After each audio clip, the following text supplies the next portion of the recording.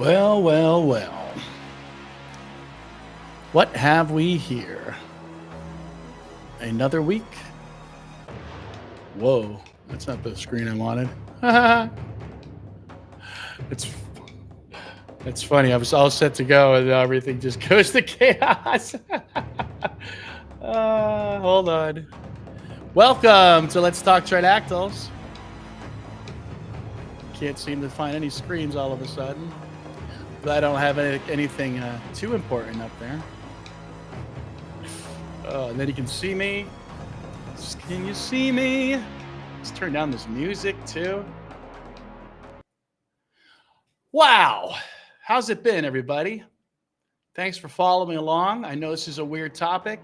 And not only is it a weird topic, but there are lots of people you could probably follow in this regard. So you don't have to just follow myself, right? So let's see what we can look at today. I always like to have a little bit of, I like to have some background. So let's see if we can have a little background here. And let's share a screen. Cool. All right, so we do have some wonderful specimens up here. Let's see, did she get, there she is. Oh, she got zoomed out way far away. All right, what do we got today? So we are going to be talking about what I suggest are my top 5 tridactyl discoveries. And honestly, it's really hard for me to make a call. I was hoping you guys could help me. What you think the top 5 tridactyl discoveries are. And I mean from the constant companion theory. Obviously, the discoveries themselves are pretty big, pretty huge, right? Just got Louisa there. I always think it's good to have a little bit of tridactyl on our screen, don't you? Live long and prosper, everybody. Those of you that don't know me, I do have a degree in anthropology. I have been a working archaeologist. I've actually found some artifacts. We get kind of bored in Florida. We get with ceramics, just finding pieces of pottery sherds. But in retrospect, it's kind of cool, isn't it? So, top 5. We should start to get into a little bit of the top 5 of what I suggest are some of my top 5. And you can decide for yourself. Maybe you can send me a tell. That's what I call it in DDO, Dungeons and Dragons Online. If you want to send me a chat, I do have the chat window open. We are going to, of course, be looking at giving away a free Josephina skull. So we'll be doing that at the end. I have an announcement of a special guest. I've only had a couple of guests on my show, to be honest, which is funny because normally, well, I say normally, I've done other pods before, other streams, and I've interviewed some interesting people over the years. Some of you may know my friend Athena Finger. Athena is the granddaughter of Bill Finger, the creator of Batman. So I've interviewed her. I've interviewed the late Daisy Berkowitz of Marilyn Manson. I've interviewed the host of one of the speed channels. She was a model at one time. I feel like I'm missing somebody. Oh, well, I've interviewed a friend of mine who was into the Bigfoot community, Scott. And unfortunately, Scott's no longer with us. So let's look at our first one. I suggest part of the top 5 constant companion theories, explosive discoveries. We're going to start by sharing the screen here. And probably some of this you guys already know and have seen before. I think I just want to just share the whole screen. There we go. I think we're set on phone still. Can I change that?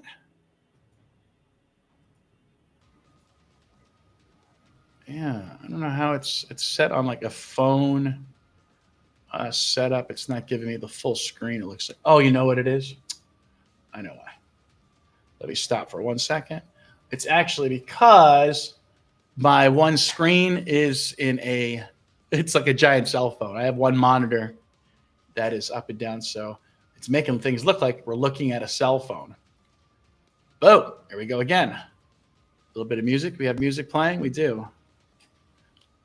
Something epic. Let's play some other music. We're on Restream. You guys ever use that? It's got cool little music in the background. It allows me to control some things. Echoes of the Lost God. Is this some epic adventure stuff or what? I think it is. So I believe I have rediscovered a lost god. We all know our Thors and our Zeuses and Ares and Quetzalcoatl and Brahma and all these others. But do we know Ka, which could be Ga, actually, because there are phonetic shifts. So Ka might even become a Ya somewhere else or a Ga in a different direction. But we're talking about something that hails likely from the Himalayan plateau, the Tibet region, because I think of Kashmir, where Ka is said, or excuse me, Kashyapa is said to have drained the Kashmir region of its lake to make it inhabitable for people. So maybe the Kashmir region filled up after the flood. Yeah, we're going to do a little talking about the flood today. So why do I suggest this Ka thing? Well, I started to notice the letters, and I have my therianthropic grapheme theory, which essentially means God, beast, man letters. And if you look over here, like our letter A, this letter Ka is a primary letter in the Sanskrit languages, and it is a serpentine being. Those of you that play D&D, that looks like a Yanti to me. So I started to realize that according to the myths, as is the cosmology, we're told that tutelary beings came from the sea and taught our ancestors. Amphibious fish-like beings brought civilization to mankind. So one of those things they brought was language and writing. And I just had a feeling that with all these words in the Sanskrit language and the Hindi language of Kashyapa and Kali and Kala and Kalpa and all these things, I started as, Ka, it sounds like it's a theonym. It's a God name. That's why it's so important. And we see this phoneme or morpheme all over. Ka, besides that serpentine letter, is also a cross-like symbol for creation. So in the Nilamata Purana, which is a little-known Indian book in the northwest, from the northwest part of the country, or Kashmir, where I suggest that maybe some of the first Naga myths came from, this story of the Nilamata Purana tells of Brahma is the creator, Ka is the creator, Kubera is the creator. So when I saw that sentence, Ka is the creator, that's why it's here in between the gods Brahma and Kubera. It was just, that is a hit. Call that a hit. Now this skull up here has, speaking of letters, this skull, if you saw my little advert, maybe I'll just pull up the advert, that I suggest that this skull has carved into it a Greek archaic letter A. Now, if you think that's a little weird, the ancient Chinese have a very similar symbol, an upside down inverted A. And I'm sure I have a video on this already somewhere. I know that some people will see one of my memes or one of these suggestions, and it's the internet, and it's full of this ancient alien stuff, and they're going to assume, this is just some one-off. This guy's just seeing things. He's trying to, but no, everything I post usually has hours of of research and data behind it. So it may seem like I'm just saying, hey, doesn't that look like a letter A? But it's a little bit more than that. Of course, this being's head is cut off and may belong to not Louisa, but Victoria. Victoria. So here is the skeleton. This looks like a classic X-ray here of the skeleton of Victoria. Of course, we can see here what's important. Let's go over some of the anatomy while we have her up here. Of course, what's important is this fused clavicle. It's very similar to a furcula that you might find on Thanksgiving Day. Of course, these abdominal ribs. And I was trying to look to see if we could get a good look at the backbone. Not on these scans. We could probably switch to something else to get a better look of the backbone. But you can see her spinal cord from within since her body has been compromised. So we're talking about the top five, what I call discoveries. But now I have, of course, I'm back to a little bit of issue. Boop, there we go. And so what are some of our other discoveries we're talking about today? So Ka, I think Ka is one. I'm going to go ahead and say yes, that Ka is one of my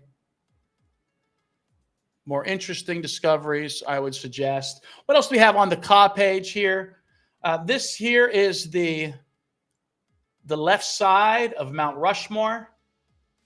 And again, we could say this is pareidolia, but to the Native Americans, this location of Mount Rushmore is the location of the six grandfathers, or Thunkasila Sakpe. So six grandfathers. Thunkasila. So we've got our Naga morpheme in there, if you're familiar with that, the and we've got the Ka. That I would just, if I have a folkloric explanation, is great. The C in this may refer to the mother goddess, and La could refer to land. Sakpe is, I believe, the number 6. So, of course, the horned serpent, people are familiar with this. And again, let's go back to the skull. I suggest the horned serpent is likely due to these cranial ridges. And I don't think that title belongs to everyone. I think that title belongs to one particular individual. So here's a Taino head. I suggest, head. It's a Taino piece. It's actually, I think, I probably have it upside down purposely. It seems a lot of times that depictions of Ka might be inverted. I'll have to find some of these to prove this to you. So every now and then, one depiction of a head might be upside down, almost like a pyramid, which is interesting. Those pyramids have what looks like space below them. And I've always suggested that, the Tridactyls they emerged from the earth. So the pyramid was probably excavated from below and brought upwards, much like a termite mound, which termite mounds end up being what? Metaphorical symbols of the ancestors. Because at the end of the day, sorry to break it to all the spiritual people out there, but at the end of the day, human religion is just ancestor worship. And I don't even like the word worship. It's reverence, which is why I keep citing that Asia was able to retain much more of the original culture of these beings. I mean, just this week, we had, I call it the Juggernaut Festival. It's what Jagnarath is that?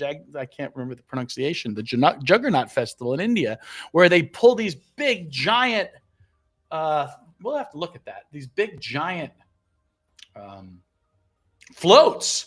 And the floats are dedicated to a trinity of gods and goddesses.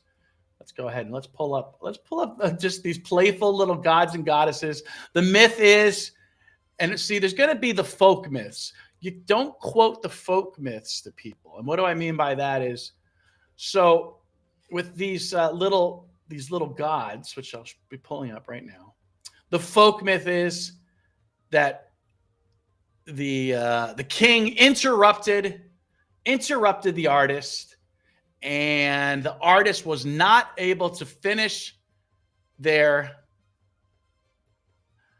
work, and so the pieces ended up being these little tiny pieces here, these very small little statues.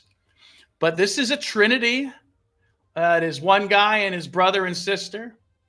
So I don't know if that is if he's a savior child character. How playful are these? I mean, it beats the hell out of looking at a guy on a cross, don't you think? I do. Let's see. It looks like maybe we got some people in the chat. Yes, we do. Hey, it is 7, my friend. What are you talking about? So we got Gear Fans. Let's show you some comments. Gear Fans. Hey man, I thought the live was 7. It is, but we have what? We're in what, daylight savings time. So maybe that's throwing you off by an hour. We've got Trevor Iron Wolf here. Was the Christian cross inspired by Brahmi's cross symbol? I'm going to say absolutely yes. Now, where's the proof?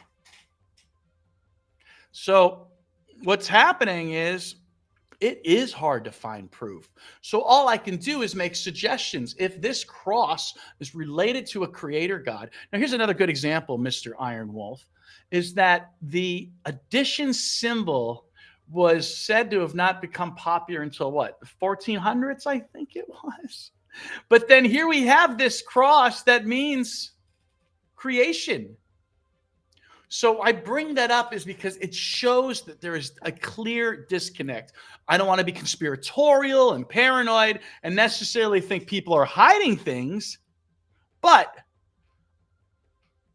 there's a disconnect. Why is that addition symbol not recognized until late in history? I thought of the playing cards too. The suits of the playing cards, the upside down spade. What was I just talking about? I was just talking about Ka's inverted head. By the way, if you take the skull where I say it has the archaic A on it, you flip it around, it's a right side up A. So I suggest that even the spade symbol very much resembles the inverted head of Ka, with that stem of the spades playing his crown. And you can think that's weird, but what was found in association with the Tridactyls? A gold-plated artifact that appears to show the volute-style eyes and the pommet-type crown. So yes, Mr. Iron Wolf, I suggest the whole of religion is just a retelling of stories. And again, that's kind of conspiratorial. Imagine, though, the past with everyone. We all can read, right? Most of us can read. How many people cannot read? How easy must it be to hide a narrative or hide a religion from a populace that can't read? And we're also connected here also with, here's something here. Gear is saying, Nefer Amulet, New Kingdom. I'm not sure what that's reference to, Gears. And what I'm hearing, there's also an interesting correlation between the Crusader cross and the ancient Egyptian sun cross. Yeah, Trevor, you have to understand, at my point now, everything's connected. It's just a matter of finding these connections and understanding that it appears as though these connections have been lost. And I think language might be just another one. I keep seeing these strange things that that ChatGPT will say is just a coincidence. The word zoo, Z-U, is in ancient Chinese related to animal names. I didn't expect to be saying that the whole of human cosmology and likely the human culture, civilization in general, is coming from China. China. Why do I say that? I mean, just look at some cursory things that are just within the recent history. The printing press and paper. Where do pigs and roosters come from? Southeast Asia. I think we've been misled. Wouldn't it be funny if at the end of the day we find out China's ruling the whole thing and they just got a misstart thanks to World War II? What were we talking about? We're talking about the top 5. We're talking about Ka, the lost god, the hidden god, and we're just looking at some other things here. I suggest here this might be this is a famous cave painting, okay? Very famous. I believe it's Chauvet, France. And it is said to be a woman's vulva. And people accuse me of pareidolia. Yeah, etymology is the way to go. See, I'm glad you like etymology, Iron Wolf, because it's definitely been very important to my studies. And lucky for me, I did have a little bit of a hobby in the occult and etymology and mythology and world religions. I already had that to go along with my degree. So in this case here, I suggest we have another archaic A. Also related to K, I think, and I haven't, this is a little bit speculative because I haven't done enough research on it. I suggest that Ka, because vowels don't matter, guys. Ka, kuki, right? Vowels don't matter. It's the consonants. And I suggest that somehow the consonants got separated. The A became our prominent letter of our alpha, which is kind of like saying the patriarch. And so I suggest the K and A got separated. But I suggest that this classic cave painting is actually Ka with his great, I mean, it's stylized nonetheless, with his great horned head. And flashing a gang sign. Okay, we got some more comments here. Thank you, everybody, for coming. This is awesome. Before you leave, don't forget to give you guys an extra chance for winning the Tridactyl skull, Josephina. Here we go. Let's see here, Mr. Sexy. Hello, Mr. Sexy. Left you a cool post on Twitter. Apparently, the only one left in the area as dozens, if not hundreds more, were destroyed during the placement of a water dam. Oh, Cave art looks more like a praying mantis posing to strike. Well, we do have those insectoid comments and the praying mantis comments, but honestly, I just think those praying mantis, I mean, first of all, if you're seeing these after you've been abducted, who knows what they did to your brain? Are you drugged? Are you, being telepathically probed? So you might see a praying mantis, but I think at the end of the day, it's just their limbs. We don't see a lot of this. You can see it in my centaur pose, but their limbs are probably going to be something like this. They may hold their hands at their side, long spindly fingers. And I think that's where our praying mantis is coming from, plus their eyes and their very tiny mouth. Okay, here we go here. Let's see what Trevor Ironwolf's got to say. Cave art looks more like a praying mantis posing to strike. Okay, that's the same comment. Right on. All right, what else can we say about Ka while we're here? I think that's good for now. So we've got Ka, the mystery. Let's move on to our next top 5. What is the most amazing discoveries from Tridactyls? Constant companion theory. Don't forget, guys, to go to our tridactyls.com, where you can find my science papers and you can find my cultural connections there. And there's also our store. So if you're interested in getting a cool, we've got some polo shirts with the size symbol on it. We've got some cool Inti shirts. We even have a cartoon Ka who looks like he kind of stepped out of the Morty universe, Rick and Morty universe. So we're looking up. What do I got? What do I got here? Let's move on to something. Let's go to this. And let me bring it over to the proper screen here so you guys can see it better. All right, let's do some sharing. Again, sorry if this is a repeat for some of you, but I'm going to probably go over things over and over again. And a lot of times, I've been doing this for what, almost 2 years now. So the theory grows, we find more evidence. And so what do we got here? We've got, so we can stop this comment for now. We'll have to check into these other things that you guys are sending me. That sounds fun. Ooh, I'm a little stuck. Won't let me move my mouse over all the way. That's interesting. Okay, so this is part of my cortiform theory, and that is that, wow, I'm having trouble. I don't know why. I can't get to everything. That's really weird, you guys. I don't know what's happening. My mouse is like stuck on one aspect of my screen. So yeah, the cortiforms theory is their heart-shaped faces.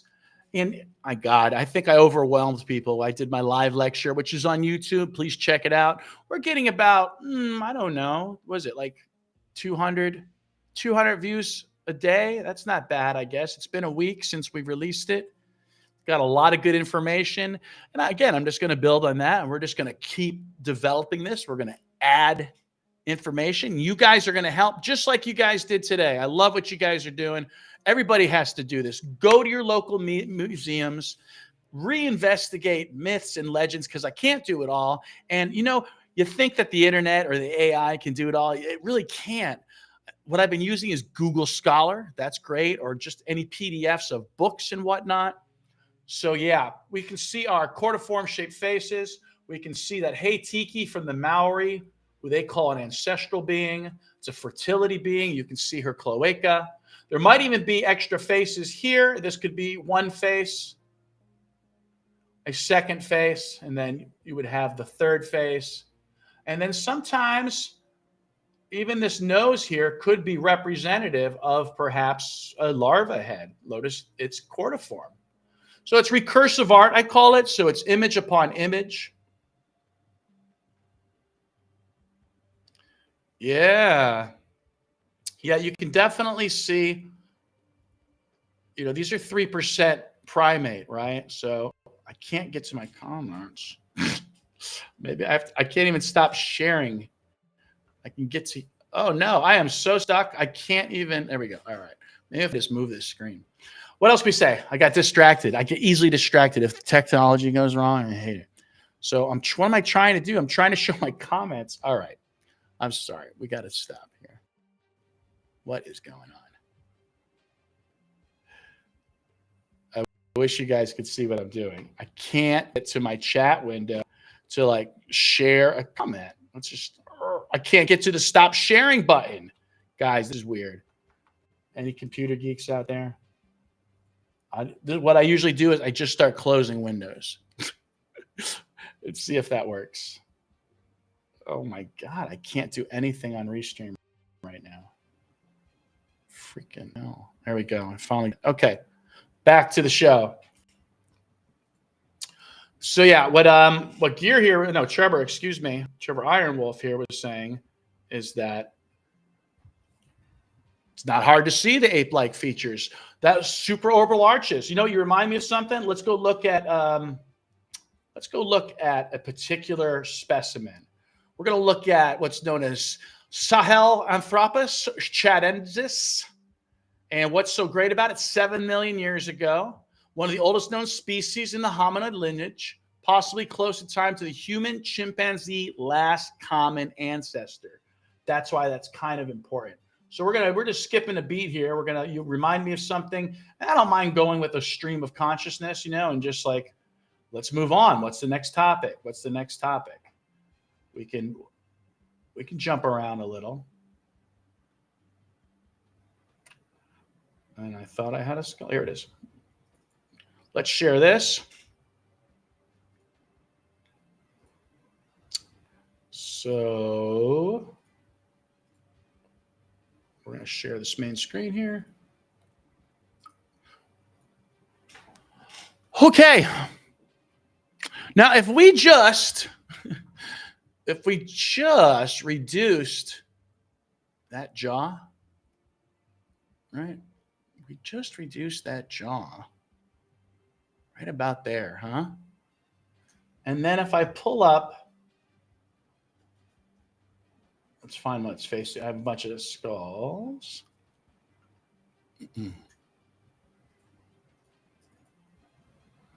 Mm-hmm.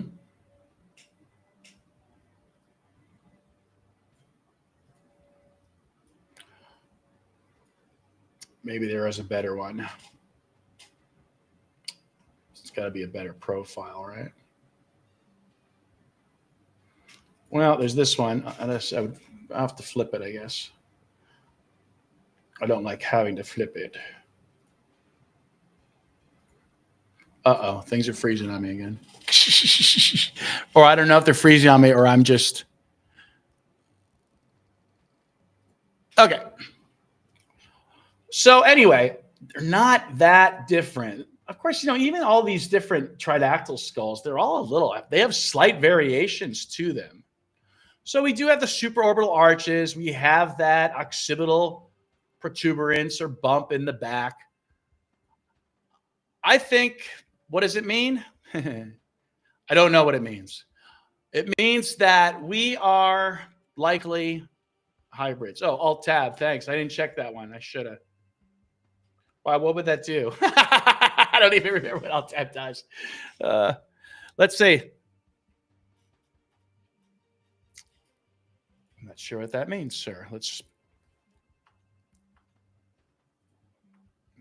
All right, having a little trouble. Let's get back to our top 5. So what are we looking at?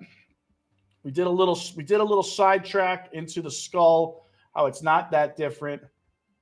And I hope I have 5 discoveries today. Let's do this one. Let's talk about the eggs. So, I don't even like that one. Let's look for a better picture. Again, you guys have probably seen these before, my dearest fans. But every week we're getting new people, so we're going to have to keep going over things. It'll be up to you guys watching to help me keep it fresh. And then we have another picture here. Okay, so these are two of the eggs, one from Artemis, and now we're looking at Lucia. Let's see, we got some cool more comments here. Represents all life, does it? What is the primate? Oh, Lucy designation, best you know. Isn't it like a lemming or shrew? What is the primate? I'm not sure what you're saying, Trevor. Lucy is deaf. What represents all life, doesn't it? I'm not sure what that means, buddy. Okay, let's see. Your updates on this trek of a journey, understand our buddies and their left their marks, have been truly fascinating, unveiling a historical void, long-term misconstrued, or unevaluated, with time-telling development. So, yeah, what's great about this is there's a lot of ancient alien guys out there. You can be watching Billy Carson right now. But most of these guys aren't archaeologists, and they're not using these bodies. So look at how cool this is. I think this is another one I kind of want to edit. We'll just flip it around. Bloop. So we can have the head facing down, kind of like a Paracas skull. So can you see that there appears to be like a heart-shaped head? What can we do to make this a little better, right? So this is like a serpentine shape. I suggest that this scan is demonstrating that it is hatching, much like the one that we found in Artemis. Now, I have had a paleontologist argue with me about this.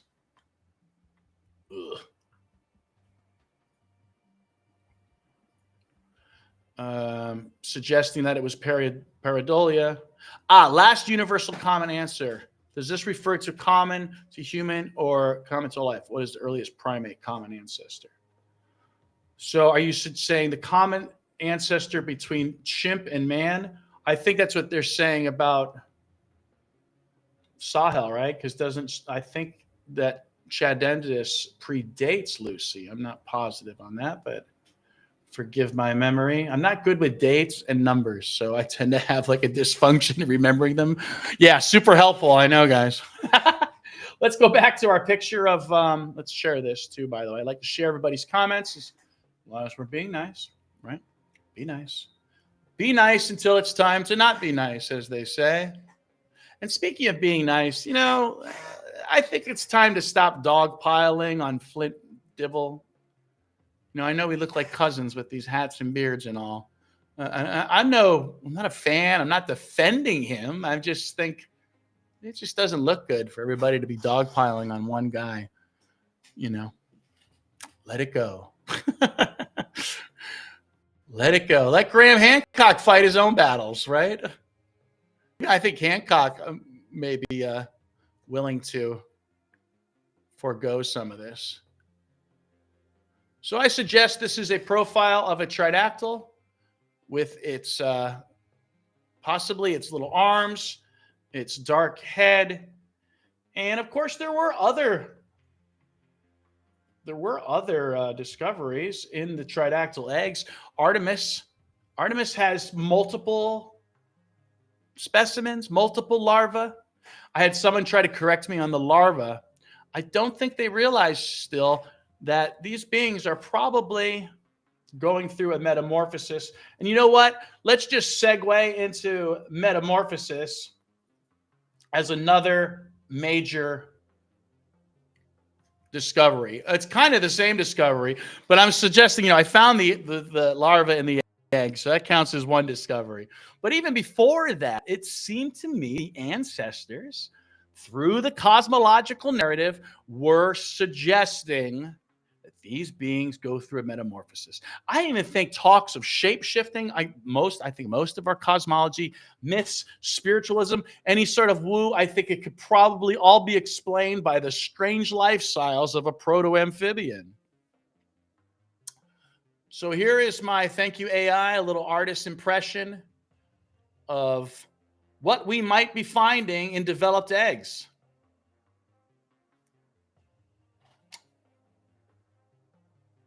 Yeah, buddy. How are we doing on time? Oh, we're doing great on time.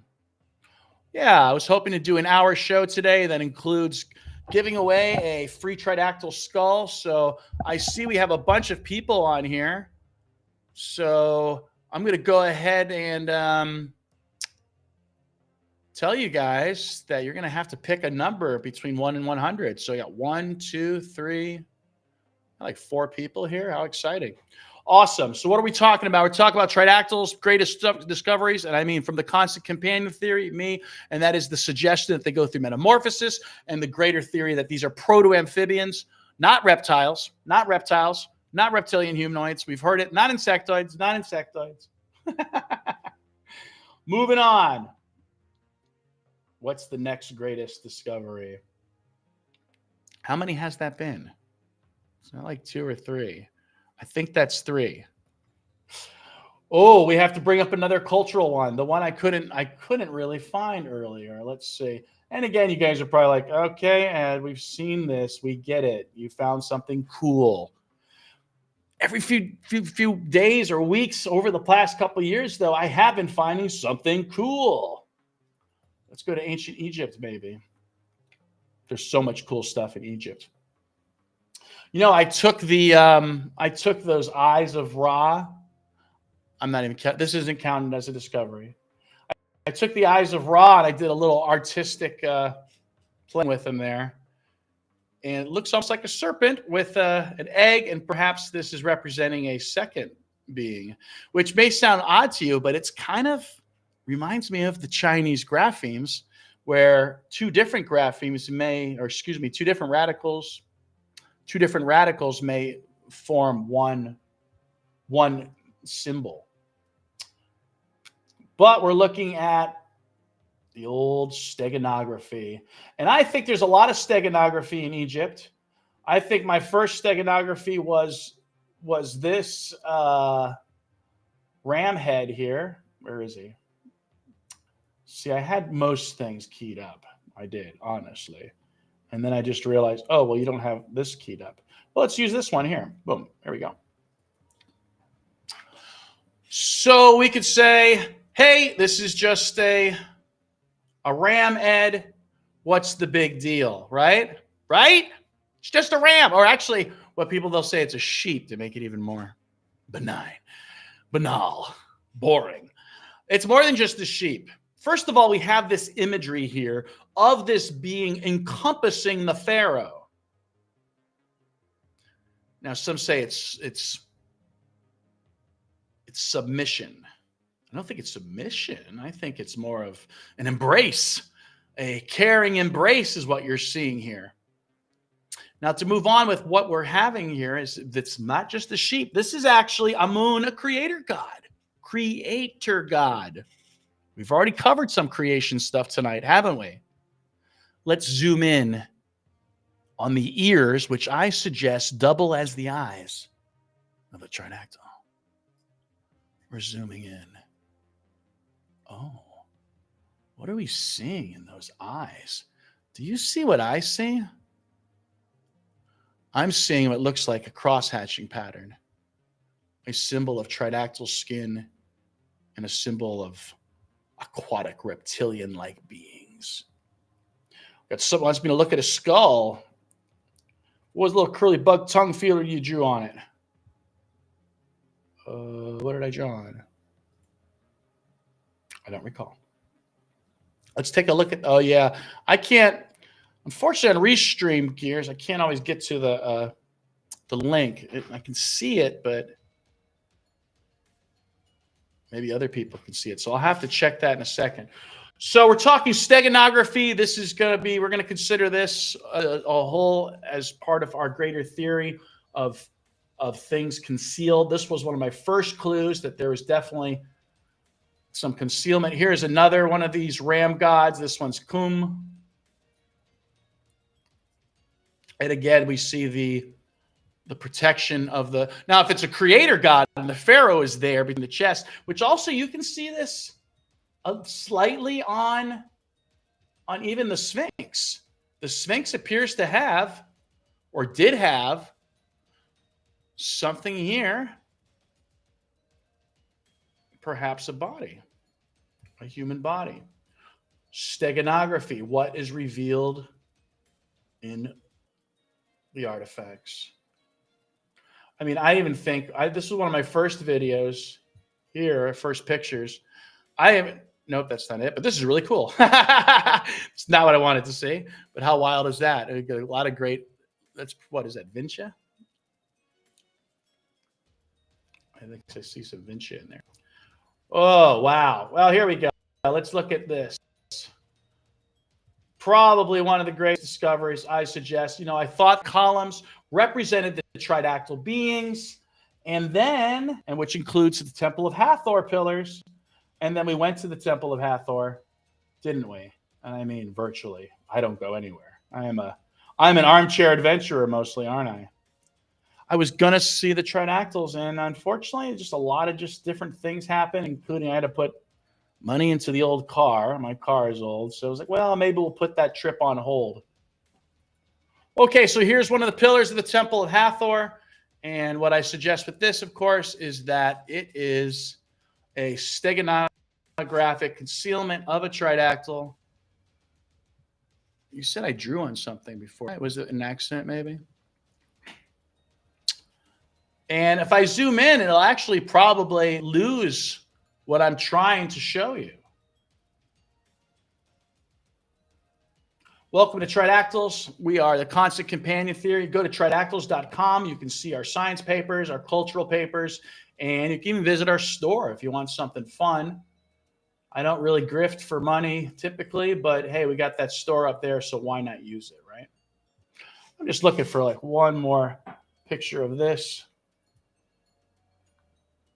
So here's a shot of Dendera, and probably for me it's a lot easier, and it's actually kind of creepy for me because I have looked at this. So for me to think that these two faces of the goddess are creating a tridactyl countenance is kind of creepy. That's why I'm going to make it a little bit smaller, maybe even play with the editing a little bit, and we can You know, the shadows usually helps.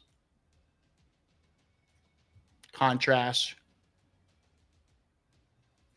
There you go.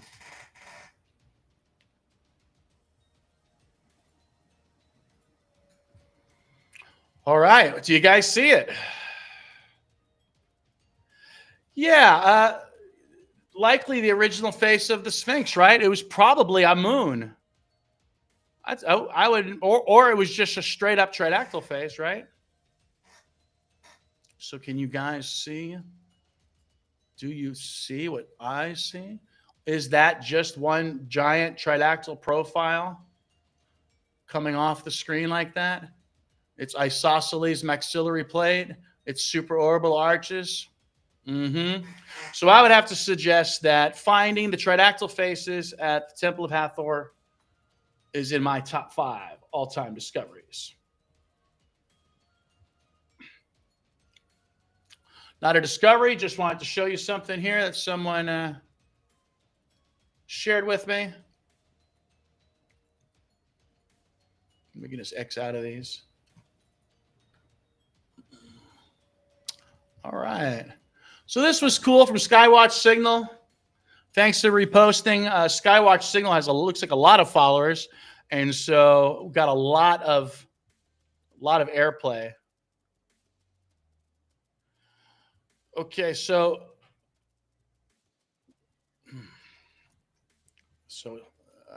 I don't know why I'm having trouble getting to my screen here. So we have a question here. So are you saying they are depicting the humans trying to make their faces look like tridactyls? With that specific artifact, that the Temple of Hathor, is that the one you're talking about? Or are you talking about the sheep? Yeah, with the Temple of Hathor, what I'm saying is the two faces of the goddess form one being. As some people suggest, if you squint, it helps draw in the image, and it starts to look like one singular image rather than two women's faces looking side to side. So that helps to squint or look at smaller images. That's why I always like to bring it down small, and maybe just a little bit, maybe you can see it there. So yeah, that's what I'm suggesting with that. Top 5. We're in the top 5. Hang on tight, guys. We're going to be giving away a tridactyl head, Josephina, and we're going to be announcing surprise guests next week. How exciting. Woo woo. All right. So I think we're going to move on. Has that been 5? So what have we done so far? We did Ka. We did steganography. We did larva. We did metamorphosis of the beings. Hello, Elizabeth. And lastly, and you can look at other columns too, that same column. So that's perspective anamorphosis is what I'm suggesting. So the only reason we're able to get this is if we're at a perfect angle and a perfect distance. Now let's go back to that one. Again, I think this is definitely in my top 5. I mean, it could be, you want to call it, or they're all number ones. They're all number ones to me. Where's that other picture again? Let's go back to it. I don't know. I have other memes and stuff, info memes on these things. So there's a variety of different images that you can go to and see if you see it. And again, squinting helps. Let's look at this one again. I don't know what's going on here, why it's digitalized. That's funny. But in a way, it kind of helps you see it still, doesn't it? At the very least, you can see the cordiform shaped faces, right? Maybe that's what I was trying to do here. And you can see how the eyes of the woman becomes a large eye. Very cool. All right, so let's go ahead. And I think the final, honestly, one of the greatest discoveries that I've made so far is because it really ties into the science. It ties into the culture. And can I share? Oh, why does it do that? Leave. Oh, geez. See, I had just had a cool picture up. And now it's gone, just like that. Yeah, I may have to come up with a better system. Is what it comes down to, right? Because I got so many windows open and stuff that I sometimes lose. Okay, is this it? No, that's an ad. That's an ad for today. Here it is. Whew, and it's in Spanish. Here we go. Here, let's use this one. We got two. Let's just go through some of the comments real quick. So you're saying they're depicting humans trying to make their faces look tridactyly. Usually the human face is just a distraction, and the human face is either coming out of the head of the being or coming out of the mouth of the being. Someone here says, oh, I see, hidden within stonework. And Iron Wolf gives a thumbs up. And we got Elizabeth saying, oh, now I see it. Cool. So what I suggest here is I have found the tridactyl third eye right where I thought it was going to be, in the kappa. And I gave a little diagram there just to show you that we know what we're talking about. Here it is, zooming in. We're looking at the top of the skull. Again, you can see the supraorbital arches here. This is the start of the sagittal ridge. This little section here is the kappa, where we have our pneumatic bone structure, which is why the llama theory, the llama skull, cannot work. Because in the llama skull, the sagittal crest is continuous and just goes right through to the supraorbital arches. And that's not the case with an actual skull. So there it is, the third eye, famous in so much of our mythology. We see it today in India with people wearing their tikas and various things. Oceanic art frequently has some sort of symbol. Perhaps on the pharaoh's headdress, we see that cobra coming off of there. That might be just alluding to the morphology, the physiology.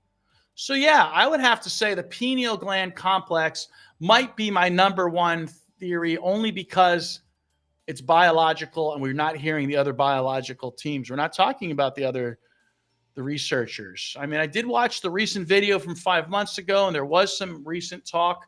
I'm sure they're doing great studies behind the scene, and we're about to get hit with some giant scientific reports.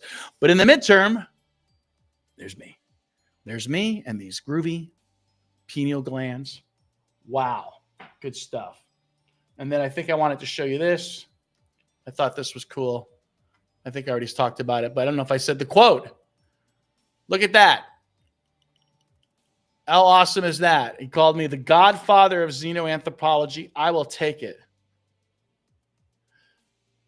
Yeah, so pareidolia is suggesting is an effective way to dynamically transfer information, perhaps at a core cellular level. You know, long before this tridactyl thing, I think it was a philosophy class. Gentleman actually used to be the director of the museum I used to work at. We didn't work together, but he had been the director, and he had suggested that pareidolia, that is seeing faces and things where there may not be faces, seeing patterns, connections where there may not supposed to be any. But the only reason pareidolia existed was to thwart humans from killing little things with big eyes. Those are his exact words. Big-eyed little things. Wow. So pareidolia also may have been at the heart of ancient symbolism. If you and I came across a big rock that looked like the ancestor's head, we're going to say, hey, that's pretty cool. And we're probably going to do some extra carvings on that. That's why I suggest when you do look at cave paintings and cave carvings, take a step back, look at the structure, look at the entire cave. That cave is either a mouth or a cloaca, symbolically, or more than symbolically. I don't know. Okie dokie. All right. I'm going to share the numeric list for our Tridactyl giveaway so we can add some people to the list. That'll be super exciting, I think. Let's see if I can find that relatively quickly without making everybody go crazy. All right, make sure I'm not sharing anything I'm not supposed to, right? So I'm just going over to my drive on Google. Probably shared this with people. pulling up my head number sheet. We're going to put this on the screen. Actually, we're going to put this one on the other screen because now that linear format is actually going to help me demonstrate. So we're going to stop sharing. We're going to go ahead and share this other screen here. Boom. All right, let's do it. I'm going to start with the top. Gear fans, send me a number. I want Gear fans to pick first.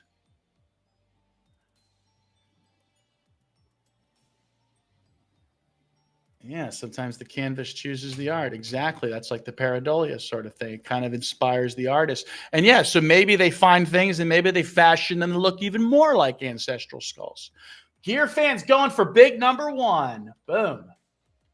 Okay, going down the list. Trevor Ironwolf. I think you were the next one to show up, right? Trevor Ironwolf, choose a number to win a Tridactyl head. How fun is this, you guys? We've already given away several heads. Cosmic has one. Luke Caverns has 2. He's supposed to give one to Rogan. Gonzalo over at tridactyls.org's got one. Of course, the artist that made these has one. Trevor Ironwolf, do you see the list? Oh, am I sharing it? Yes. Pick a number, Trevor. Welcome to Tridactyls. This is the constant companion theory. We were never alone. Our research has led us to believe that the symbolic language of humanity, which includes alphabets, which includes symbols like hearts, ionic columns, fleur-de-lis, paisleys, crosses, it's all derived from these beings. 22 for Trevor. Trevor Ironwolf. Boy, whoa. See, like, why does stuff like that happen? I don't understand. What did you want, Trevor? 22. Yep. See it. I'm putting it in now.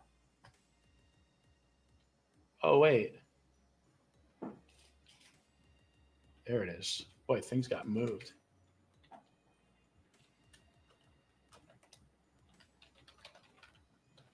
Okay, next up. Someone else showed up. It was Mr. Sexy. Mr. Sexy, if you're still there, go ahead and give us a number for your chance to win a Tridactyl head. And Mr. Sexy doesn't respond. We will have to move on. But people have been pretty interactive today, so I'm hoping Sexy's paying attention. Mr. Sexy, Mr. Sexy, that's with 3 X's. You have a chance here to win a Tridactyl skull model, not a real one, in case you're wondering. Okay, how about Elizabeth? Elizabeth, are you still out there? Elizabeth and Sexy, you can pick a number to win a Tridactyl head today. I try to have the numbers chosen ahead of time, but you can't really choose them ahead of time if I'm giving you guys a chance. And if you notice, you could probably see Gears' name is up there quite a few times. So he just gets an extra chance to keep winning. So Sexy and Elizabeth,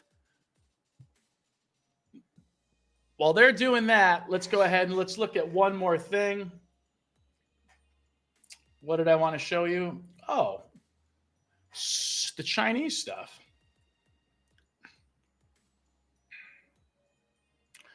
So I've been doing a lot of research into the Chinese graphemes, as I suggested at the beginning of the show, that human culture and civilization likely came down from the Himalayas and spread out.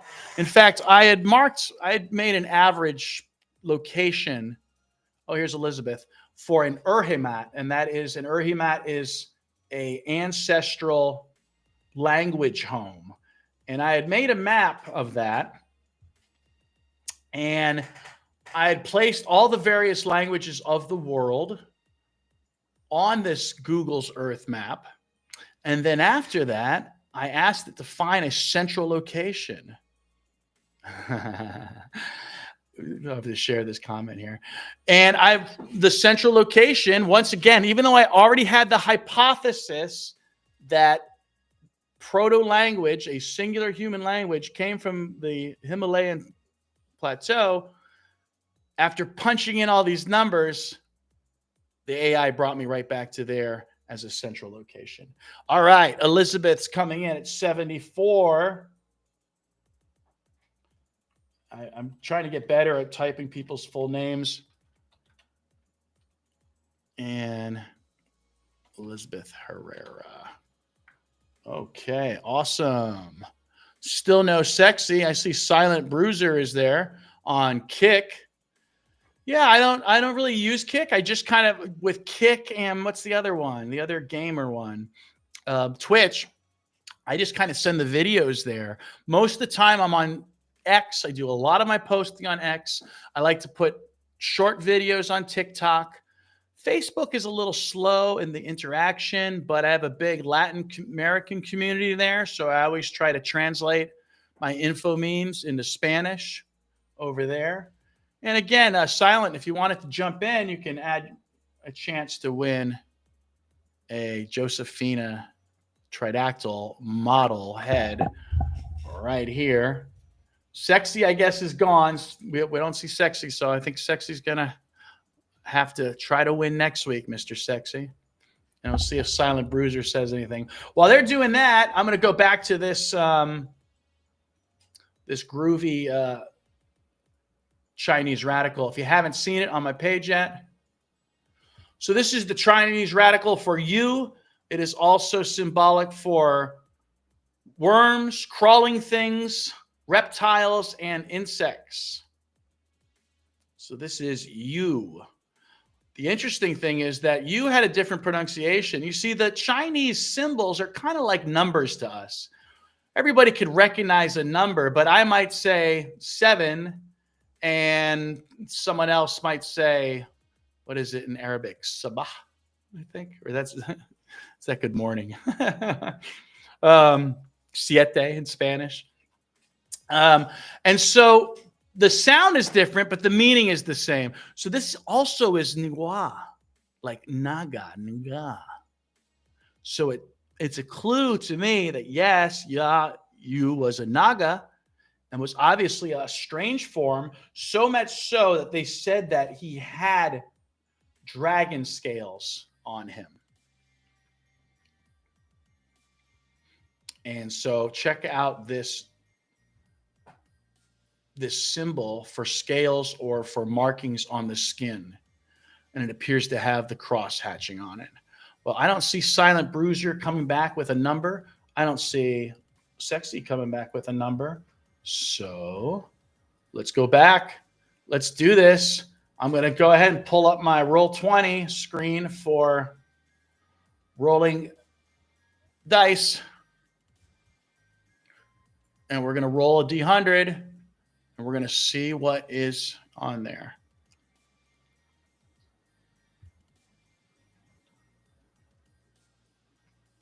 Loading.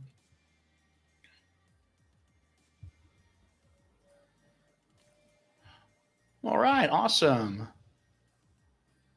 Here we go.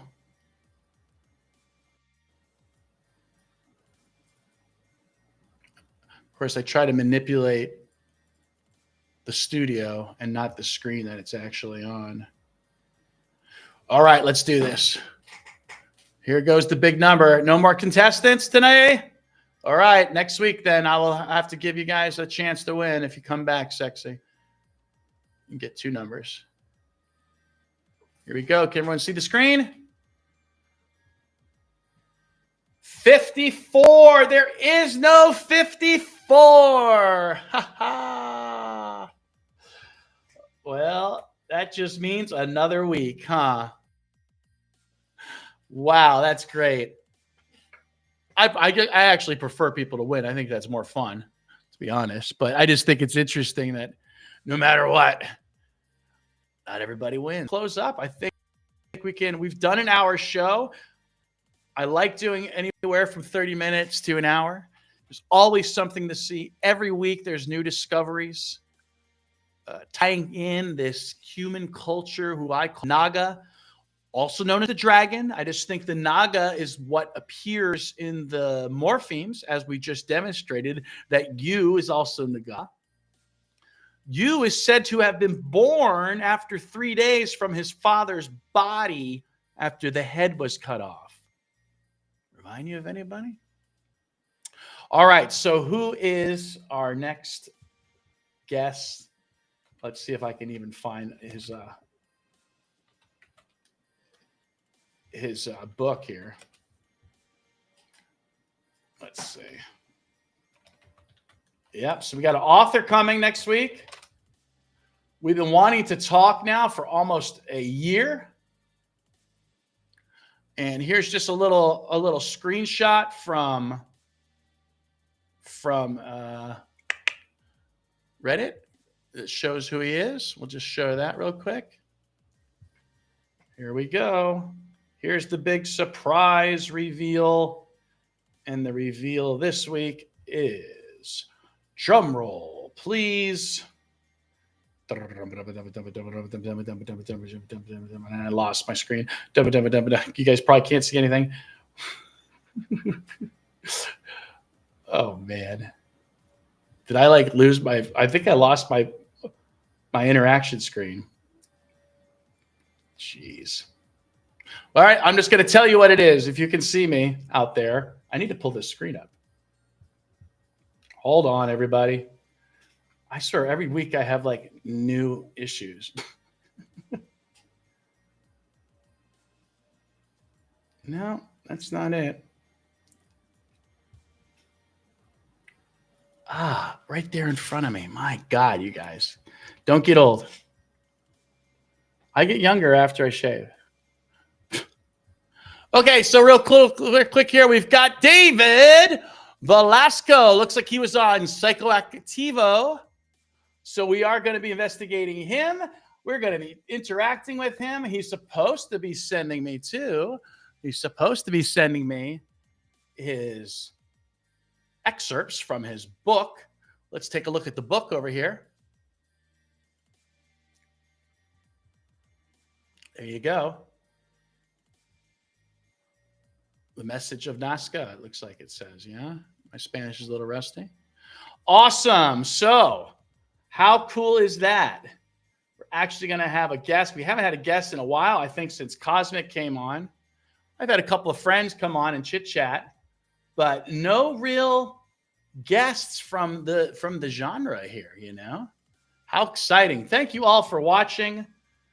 Thank you for hanging out to the very end. I know I can, again, the technical difficulties can be really annoying sometimes. I get it. And look, see, I'm stuck on that screen over there. You can probably tell I'm stuck on the share screen. And I don't know how to get out of it. So I'm just going to sign off from here. Live long and prosper. Stay tuned. I don't know what we're going to find out this week. What are we going to find out? What am I going to work on? Are we going to keep looking for the Chinese connections? Are we going to search for artifacts? Is there steganographic concealment in in recent history, cathedrals and Christian iconography? Especially so if we're seeing a connection between the symbol for Ka and the cross, and we're seeing parallels of a savior child being born. Interesting. Again, live long and prosper. My name is Mr. Ed. This has been the Constant Companion Theory at Tridactyls. We were never alone.